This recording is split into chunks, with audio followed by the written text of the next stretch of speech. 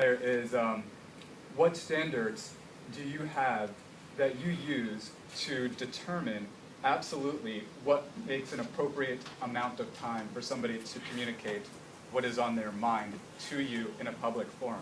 And how did you come to those standards? I would like to know that.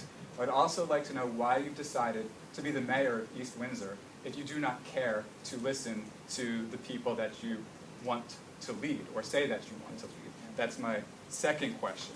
Also, a reminder of the United States Constitution guarantees the freedom of speech, which means it would actually be unconstitutional for you in any way to use force to prevent me from voicing what I had to say at a town council meeting.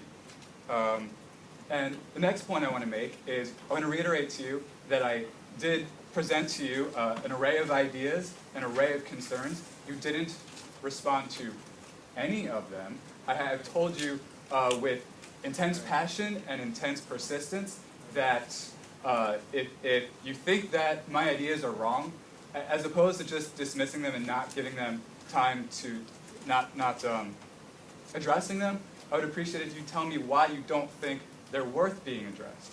I know that you say that in regard to the finances of East Windsor, the municipal government seems to be of the opinion that we have no need for concern.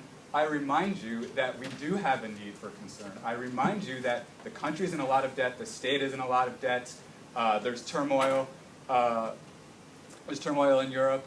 I would also remind you that we do have a lot of protective ideas to be very concentrated on, and I would also really appreciate it if you would stop sidetracking the issue of property tax. You say that the municipal government here is only 15% of the tax bill. That may be so, but for the last 15 years, you've increased the municipal tax rate. So instead of deflecting the point that I make to you and saying, if you would instead not deflect the points that I make to you, if you would address exactly the points that I make to you, I think it would be much easier to get a fluid discussion going so that the township could understand exactly why you think what you think. And I'm gonna leave it at that. At this time, just one last point to reiterate, let's reduce the debt and let's lower property taxes, and I mean the municipal property tax rate that has constantly been increased for over a decade. Thank you very much.